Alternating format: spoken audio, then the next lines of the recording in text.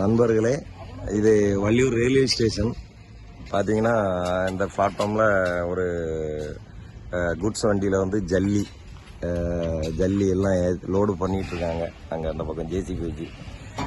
ஆமாம், இதில் வந்து கிட்டத்தட்ட ஒரு 50 பெட்டி இருக்குது. ஒவ்வொரு பாக்ஸும் கிட்டத்தட்ட 2-3 டாரஸோட லோடை கொண்டு போகக்கூடியது. ராதாபுரம் தாலுகாயிலிருந்து இது வாரத்துக்கு 2 நாள் 1 நாள் இந்த லோடு போயிட்டுருக்கு. இது ஒரு கிட்டத்தட்ட ஒரு 50 பெட்டி இருக்கும். இதில் வந்து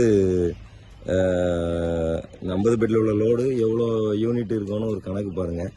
இப்படி ராதாபுரம் தாலுகாவை தோண்டி எடுத்துகிட்டு போனாங்கன்னா என்ன கரெக்டாக இப்போது ட்ரெயினில் இவ்வளோ போகுது, லாரி கிட்டத்தட்ட ஒரு 5000 லாரி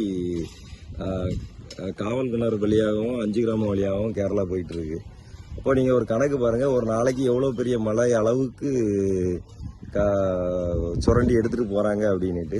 ஏன்னா ஒரு 5 வருஷம் தான் இதே மாதிரி போனால் 5 வருஷத்தில் குடி தண்ணி கூட இருக்காது இந்த வள்ளியூர்லேயும். வள்ளியூர் வட்டாரம் ராதாபுரம் தாலுகா அவ்வளோமே. நீங்கள் என்னென்னா அரசியலில் இவனையும் மாற்றி குறை சொல்லிட்டு தெளிவாக சம்பாத்தியம் பண்ணிகிட்டு இருக்காங்க அவ்வளோ பேருமே. சரியா? ஆமாம், இதே மாதிரி போயிட்டு இருந்தால் நம்ம எல்லாம் பிள்ளைங்களுக்கு வேறு ஸ்டேட்டில் இடங்களை எல்லாம் வாங்கி ரெடி பண்ணிடுங்க. இங்கே யாருமே இனி உயிர் வாழ முடியாது. அந்தளவுக்கு தீவு காடாக ஆயிரும். விவசாயமும் பண்ண முடியாது. ஓகே, நன்றி.